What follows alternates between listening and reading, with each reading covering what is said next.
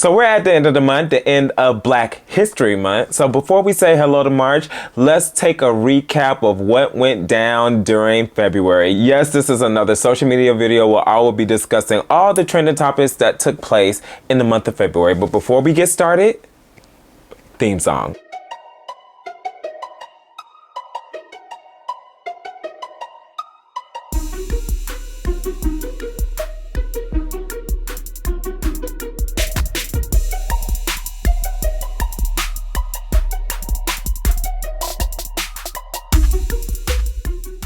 I had to represent LSU, number 10. Y'all know who number 10 is. Queen Angel Reese, because I don't know why they keep trying her like she's not that girl. Like she doesn't keep the same energy. If you talk to her, she's going to talk right back. So look at her, son. She talking to the girl. Who you talking? She averages a double-double, 19 points, 12 rebounds. She's trying to be the sixth player since 2010 with... Damn, girl, when you talking to her, look, she's still talking to her. 11 boards now for Angel today. These are how many points you got. Oh, all right. Earl, it's you. All right, first off, I want to say congratulations to Just Hilarious for being the official third co-host on The Breakfast Club. But Just Hilarious sucks at her job, but she still can't read. She's never prepared, and she is a terrible interviewer. And this is the problem, because people assume being a third co-host on The Breakfast Club is all about having a good chemistry with Charlamagne and Envy, not really understanding that when you are signing up to be a radio personality, you are signing up to be a journalist. You are required to do research. You are required to do a lot of reading. You are required to do a lot of fact checking. And you are required to do a lot of public speaking. People had their critiques about Angela Yee, but at the end of the day, Angela Yee made the job look easy because Angela is an actual radio personality with journalism skills. And I need the entertainment industry to understand, stop giving people the platform based off of their popularity, based off the fact that they have 1 million followers on Instagram, 1 million followers on TikTok. Can they do the job? So Just Hilarious, she's doing a very terrible job as a guest co-host, in my opinion. It's only been a month. Hopefully she is looking at the criticism and she is working towards getting better, because right now, I don't know. They really could have chose somebody else, or they really could have kept Charlamagne and Envy. But as a matter of fact, why is Envy still on The Breakfast Club? He needs to be in jail. Because we didn't forget about you and Caesar Pina ripping off all those innocent Americans of their life savings because you wanted them to invest in some fake ass property. We didn't forget about that, Envy. But back to Just Hilarious, you got to do better. Of course, you killing it doing Just With The Mess because that's what you used to do on Instagram. But social media personality and a radio personality are two completely different things. So you got to get better in order to execute your job on the radio better, because right now you are sucking. And congrats to Megan Thee Stallion. Hiss is her second single for her upcoming new album. It debuted at #1 on the Billboard Hot 100 charts.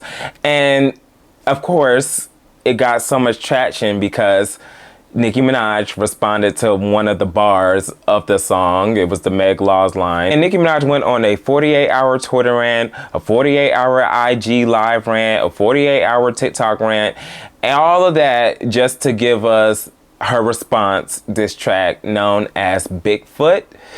Nicki, at this point, I just believe like you suck at diss tracks. Bigfoot was terrible. The bars was okay, but the production and the beat and the cadence, I'm like, Nicki, come on. Nicki Minaj, you could have done so much better. Somebody of your caliber that's always putting out quality music, I don't understand how you always miss the mark in terms of diss tracks. And it's not just you, it's you and Drake. Like, you guys are on paper the king and queens of rap. The album sales, they got it. The fans, they got it. The impact, they got it. The discography, they got it. But when it comes to diss tracks, they always fall short. They always fall short, because I didn't like No Frauds. I didn't like Realize when she was going against Remy Ma.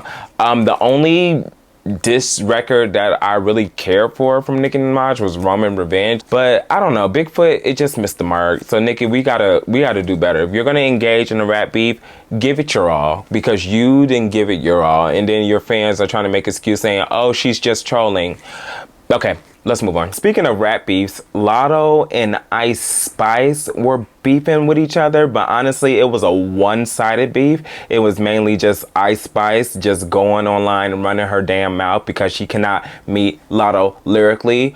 Apparently, Ice Spice was upset because Latto posted a TikTok previewing a new song, and coincidentally, Ice Spice music video was playing on the TV of her tour bus. Why am I seeing that I'm in the back of your weak ass snippet? Like, that's why I was Right. confused. Oh, Literally, like, So hello. I was like, wait a second, that's me? So I'm like, okay, since we're talking about me, let's talk about me. And I dropped that. It was really just a And then snippet. you And overshadowed the fuck period. out of it. That's what the funny part It about was it. me Like, trying to be you took delusional. it. Like, nah, there's no way they really put her in the back of the video. That's so bold, No, though. I was like, this has to be fake. This is AI. Hey, But yo.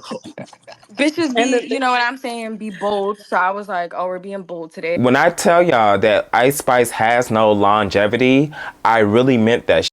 And y'all think I'm just hating on this girl. She is not talented. That garbage ass fart song. Are you serious right now? What's the lyrics? Bitch, you're not even the fart. Like what? That's a serious track. Come on. All are only gravitating towards Ice Spice because she is light skinned, damn near pale skin with a fat ass, and she is coasting off of her Nicki Minaj collabs and coasting off the fact that her and Taylor Swift are best friends.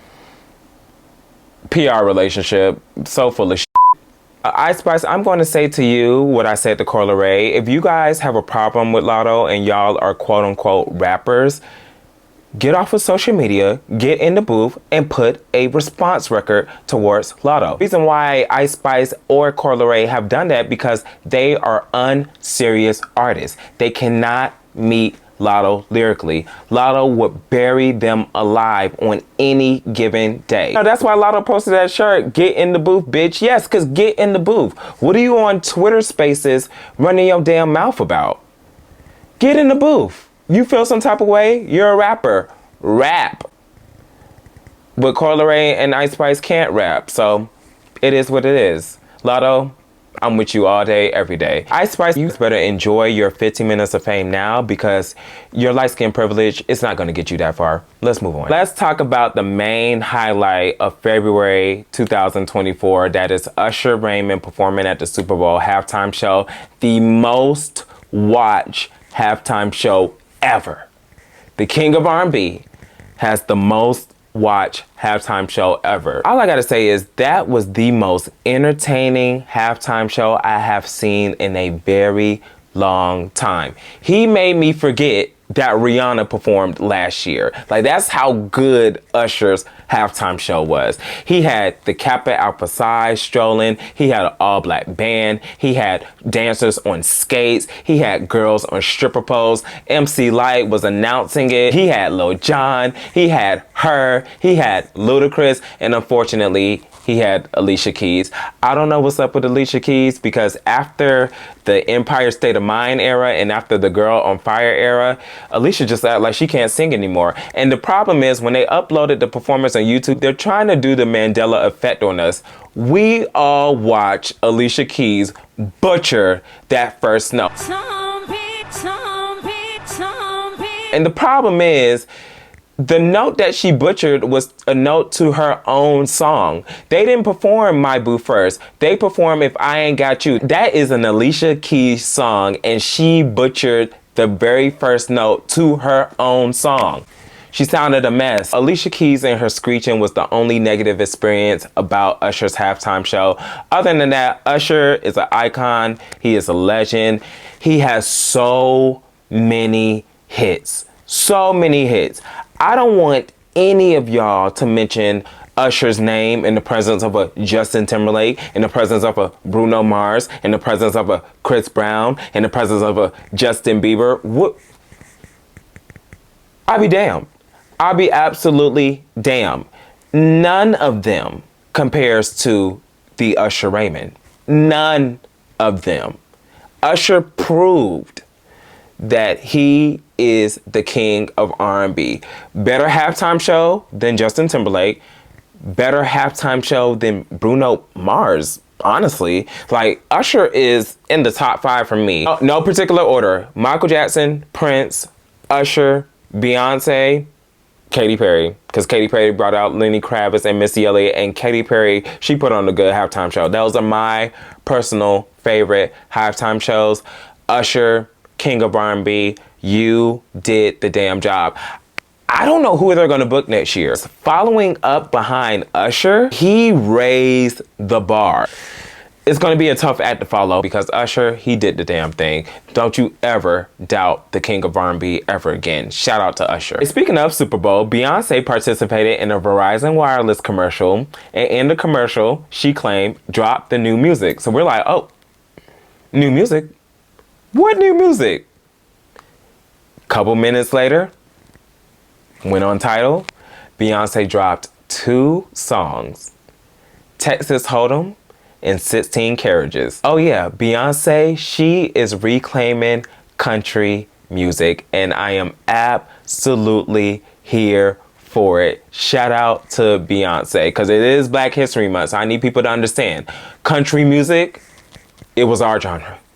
It was our genre before it got whitewashed. And it was our genre before the white artists that are in that genre and the white supporters that are in that genre are trying to gatekeep the Black artists, the Black country artists out of the genre. Every time you will see a Beyonce or Monica or K. Michelle, anybody Black perform at the Country Music Awards, there's always some backlash. Y'all remember when Lil Nas X put out Old Town Road? It was backlash. Anytime you see a Black person, a mainstream Black artist, do country music, it's a problem. I have to dive into that topic a little bit more deeper. I don't have the time to do it today, but be prepared. There will be a Beyonce Takes Country and the impact of country music with Black artists video coming soon from me because we got to discuss this. Shout out to 16 Carriages. That's actually my favorite song out of the 2 singles. Shout out to Texas Hold'em. Beyonce became the first Black woman to have a #1 country song on the country charts and on the Billboard Hot 100 charts.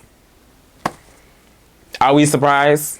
Are we surprised? And I'm so glad that Beyonce chose to do country music because what she is doing, she is breaking down the barrier for more of our people to be supporting our Black artists who are in country music. The Beyonce impact has shown that a lot of these Black women singers and a lot of these Black male singers that sing country music, their streams have spiked. Absolutely love it. Shout out to Beyonce. Next up, Monique on Club Shay Shay. I watched every single second of that 2-hour interview. I enjoyed it. I absolutely enjoyed it. Now, one thing I want to point out is the hypocrisy because when Cat Williams was on Club Shay Shay, the audience loved it. Y'all was cheering him on. He was dragging Kevin Hart. He was dragging Ricky Smiley. He was dragging Faison. He was dragging damn near everybody, and y'all absolutely loved it.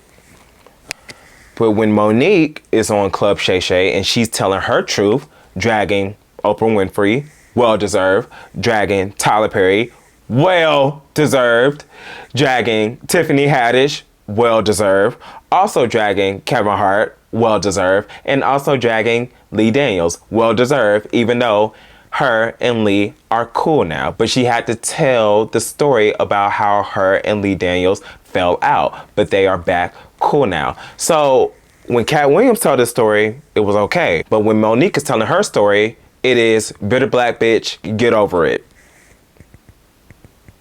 Cause why?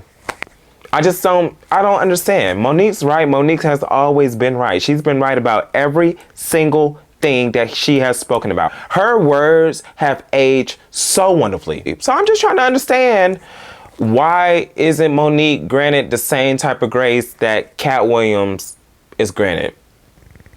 She's up there telling her story and y'all niggas are mad.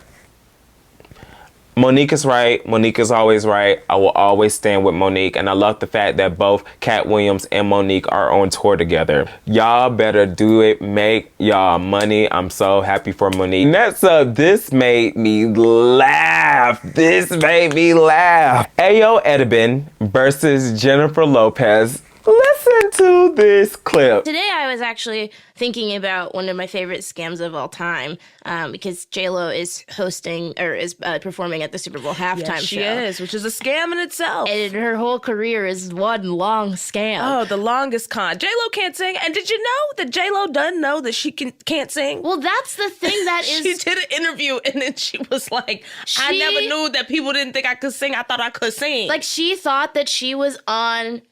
She thinks she's on multiple tracks, but it's not her. I think she thinks that she's still good, even though, like, she's not singing for most of these songs. Like, and I was reading up because I was fascinated. I became fascinated for myself. And a lot of the,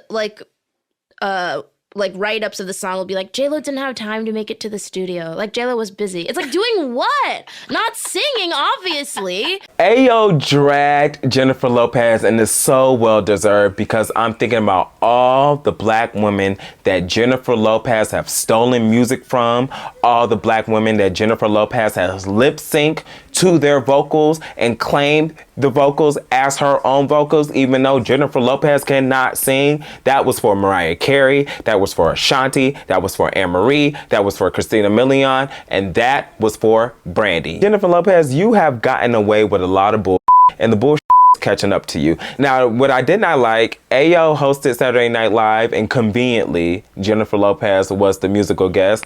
And apparently, Ayo apologized to Jennifer Lopez for her past comments. Don't apologize, because what you said was facts. What you said was true. Jennifer Lopez is not an excellent singer. She's not an excellent artist. She's a good actress, but as far as a music artist, she sucks.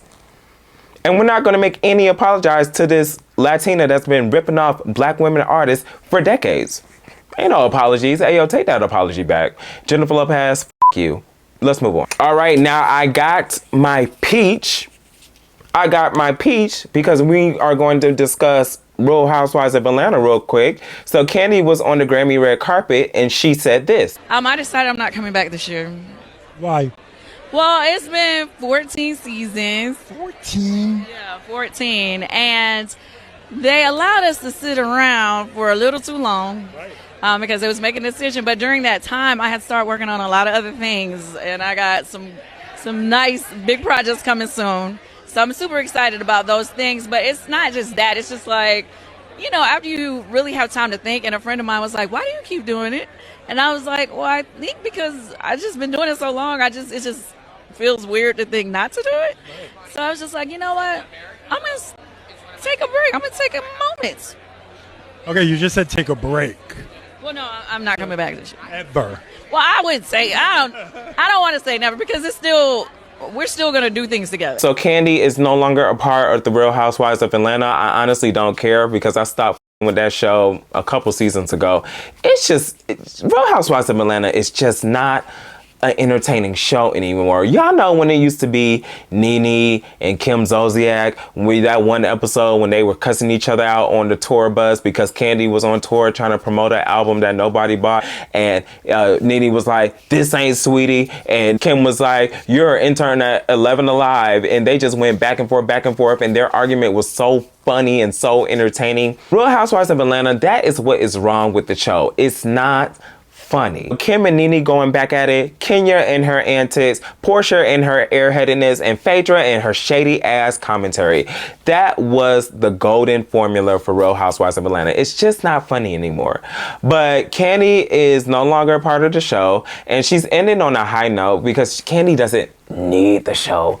She's a multi-millionaire and she got other projects going on. So this is not an L for Kandi, and she can come back whenever she wants. I will say I am going to miss Kandi speak on it because Kandi will provide reviews to the episodes, but she will also bring context to a lot of the scenes and a lot of the behind the scenes moments that was happened or that was edited out on the show. So I am going to miss that. But other than that, Kandi, you continue chasing your bags, and the Kandi Coated Clique, I'm just glad y'all are not going to be on television ever again. As Kandi announced that she was leaving the show, Bravo decided to call Porsha. Don't make me call Porsha. Porsha, she jumped on TikTok, jumped on Instagram, and she put out this video. Take a look. Who said that? Porsha Williams coming back to Real Housewives of Atlanta? That's false. But Porsha Guabadia is in the building. See y'all. Mwah. Porsha is coming back to the 16th season of Real Housewives of Atlanta. Now, one may think that is also good news because Porsha is a big fan favorite of the show, but a couple weeks later, in the month of February, it has been announced that Porsha filed for divorce for her husband, Simon Guobadia. I'm confused because she just said in that video, Porsha Williams is not coming back to Real Housewives of Atlanta, but Porsha Guobadia definitely is. And now you guys are filing for divorce. Now, I don't really know the context of what's going on. Claiming that Simon is faking like he's an American citizen, even though he is here illegally and his green card is expired and he's considered an immigrant and he's falsifying documents about his finances and about his home and about his marriage possibly. It's a whole bunch of bullshit. I don't know. I honestly really don't care to be deep diving into their personal business, but it's just really crazy that as soon as Porsha announced that she was coming back to the show, she is already filing for divorce. And you have to think, is this a storyline or did really go down? Because they only been married for what? A year and some change, and they had like 3,000 weddings that all the Bravo celebrities came. It was all the Housewives of Atlanta and all the Housewives of Potomac girls. They all pulled up to the wedding. All the Married to Medicine chicks. She had a wedding in Atlanta and she had a wedding in Nigeria, and I think she had like 3 or 4 weddings all together. Like Porsha was just living the life as a bride, and they looked like a happy couple, but now they're getting a divorce. It really makes me wonder, is this really for a storyline? Because look, I'm not trying to say that Porsha is fraudulent, but what I am going to say is Porsha has been on reality television since season 5 of Real Housewives of Atlanta. That was, what, 2012, 2013? She's not new to this. She's true to this. She knows what's required of reality television. She knows what to do and what to say to drum up publicity and drum up interest for the new season of Real Housewives of Atlanta, because the last couple of seasons sucked. So she needs viewers to care about the show again. And with her filing for divorce after she just got married for, a year and some change, it's like, wait a minute, what's going down? And she's not speaking out. Simon, I think he's putting out cryptic messages in the IG comments, but it's like, we need to get the full story. We're going to get the full story of Real Housewives of Atlanta. So everybody is going to watch to see what the is going down. I'm telling you, this is not a coincidence. If this is for a storyline, I believe it. I'm just saying, Porsha knows the game. She is a veteran reality star. She knows the game. I'm just saying. Now, as far as the rest of the cast, it looks like it's just going to be Porsha and Kenya Moore. I mean, look, Kenya and Porsha, they literally took over the show. Porsha and Kenya, they made the viewers not care about the original Housewives. Nobody cares about Sheree anymore. Nobody cares about Lisa. Nobody cares about Kim Zolciak. Nobody ever cared about Deshawn. I like Deshawn, but she was a subtle personality on Real Housewives of Atlanta. Everybody is not a fit for reality television, but when she was on the show, she was mad rich, and people like to see wealth on these shows. Kenya and Porsha, their reign on Real Housewives of Atlanta, they were able to stick to the show when a lot of these other new girls could not. All of the past new girls, I don't know what it is, but they did not have the Kenya Moore and Porsha Williams effect when it comes to Real Housewives of Atlanta, because they did not last. So Kenya and Porsha, they're going to be the anchors of the show. We'll see how this season turns out. I'm not really interested because at this point in my life, I really don't give a flying about reality television. I'm trying to give Potomac a chance, but at this point I'm just gonna skip to the reunion and see what the hell they hollering and cussing each other about, because these last couple episodes, it's just like, is this the Potomac that Nicki Minaj was hosting? Because damn, this is mid. But we'll see how these shows come out. But like I said, reality television and Manny's Millennial Mouth, I really don't give a let's move on. And next up, this is gonna be real brief because I don't have that many thoughts on it because I didn't watch any of the videos. Let's talk about this viral story of this girl. She got on TikTok and she put on a 52-part series called Who the that I married. Apparently, the person that she married is a pathological liar. He lied about having multiple businesses. He lied about having offshore accounts. He lied about having a dead child with his previous wife. He lied about having family members. He just lied about a whole bunch of shit. And apparently he's a convicted felon. And I guess with this woman, I don't know how long they were married, because I was not finna sit on TikTok and watch 52 videos of this woman putting her business out to the public. Not interested. I am not interested. But apparently everybody was interested. Y'all were so gun-ho to this story, and apparently it was an enjoyable experience, because every single 52 part video she put out, it either has 1 million views or a minimum of 800,000 views per video, which is crazy. She currently has 2 million followers on TikTok, and wow, look, my life is boring. All I do is go to work, come home, go to church, come home, do content creation, and when I don't feel like doing content creation, I am in the bed or I'm in my living room reading X-Men comic books. That is it. So, any drama, I don't really have any drama. Yes, I have a whole bunch of friends, but you know, I see them when I feel like seeing them. But I'm not that type of person that's going to get on the internet and just put my business out to the public like that. I don't have any business to put out to the public, because like I said, my life is pretty mid. Actually, my life is pretty boring, but I appreciate my boring life. I really do. But I can never find myself jumping on the internet and just telling a whole bunch of strangers, and when I say a whole bunch, millions of strangers, my personal business. I salute people that do that. I just can never be that vulnerable. That's just weird to me. But hey, it worked for her. Now, what I am going to do, I'm going to play this clip of her, because there's been a lot of rumors saying that she got paid thousands of dollars being on TikTok. Check this video out. The stories about the amount of money that I've made on TikTok with this whole Who the F Did I Marry series is wildly inaccurate. And I'm going to tell you guys why. So when I started the series, I was not yet in the creator fund. I didn't get approved for it until like midway into the series, right? So all the videos I did beforehand weren't even counted for the creator fund. And then it's only counted based off of the eligible views. So if you do the math, it's not that much. But here's the kicker. Guess who got suspended out of the creator fund? Yep. I got suspended because I had multiple violations, because I had re-uploaded some of the videos in the series, and you can't do that. So for the next 30 days, I am not making any money from the videos. I am merely making these videos from the heart.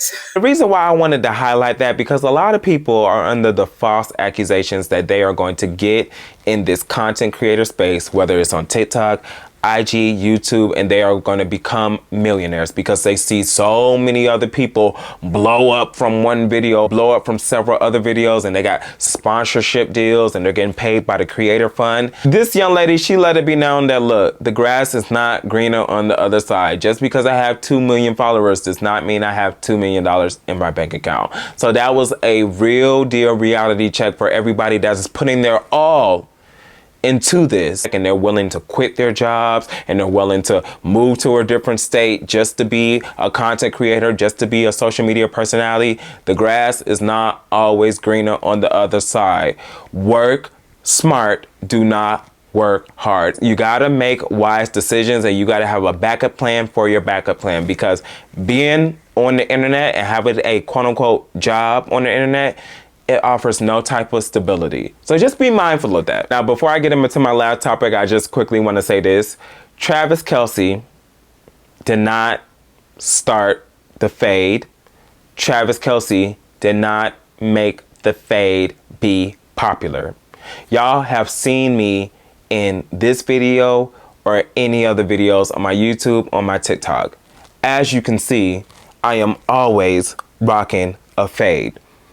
My inspiration for the fade came from my barber who is black. My inspiration for the fade has never came from a white football player. So I don't understand why the media is trying to credit Travis Kelce for starting and popularizing the fade. I also do not understand why the media is trying to credit Taylor Swift for doing the swag surf dance. Beyonce did the swag surf dance at her Coachella set in 2018, but the swag surf came out when we were in middle school. So why are you guys crediting Taylor Swift for doing the swag surf? What in the literal f***? Why are you guys crediting Travis Kelce for doing the fade when black men have been rocking fades for ever? What in the literal f***?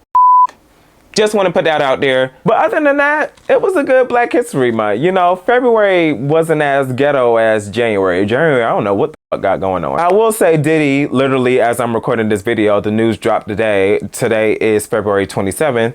Diddy, another person filed a lawsuit against Diddy. And this time it is a guy. And it's like, oh, okay. So y'all just realized that Diddy is a got it. I don't care. Like I said, we love Diddy in 2023. So any negative news that is brought towards him, it's on him. I really do not care at all. Diddy until the end of time. Now I do want to end this video off re-congratulating SZA, re-congratulating Coco Jones, and re-congratulating Victoria Monet on their Grammy wins that happened in February. You know, I already did a Grammy recap video, but I just wanted to, you know, wrap this video up with a positive message because SOS and Jaguar 2, let me tell y'all something. These two albums, highlight of 2023. Highlight. This is album dropped December of 2022, and I've been playing this shit all day, every day in 2023. Like, this album, it's just the best. This deserved to be an album of the year for Taylor Swift. And Victoria Monet, it's such a concise project. The instrumentation on this project, every single track flows into each other. She deserved them Grammys because this woman, oh my God, like I really loved her album. So this was a well put together R&B project. Victoria did her big one with this album. Favorite songs from this album: How Does It Feel, Hollywood, Goodbye. Favorite songs from this album: Seek and Destroy, Nobody Gets Me But Me, Snooze, Ghost and Machine Part 2, Too Late, Far, Special. I mean, both of these projects, just ladies, just thank you. Thank you. You deserved your Grammys. You deserved your Grammys. I'm so happy. Also, speaking of black women in music, Normani announced that her debut album will be coming out this year. Happy for Normani. I'm so excited for the project. Everybody was giving her hell because where's the debut album? Where's the debut album? Even though both of her parents, she put it out there that both of her parents were suffering from cancer. The mom and the dad were dealing with cancer, so she had to deal with that. She had to be there for her family. And now I'm assuming that everything's okay. We're going to get her debut album. So I'm very excited for Normani. She has my support. And shout out to black women in music. I'm curious to see what R&B is going to give us in 2024, because right now country music is about to take over, and is about to take over by our people. Happy Black History Month. I appreciate you guys for making it all the way to the end of this video. Make sure you like, comment, and subscribe, and keep up with me on Twitter, Instagram, and TikTok. The links are in the description box below, and I will see you on the next episode.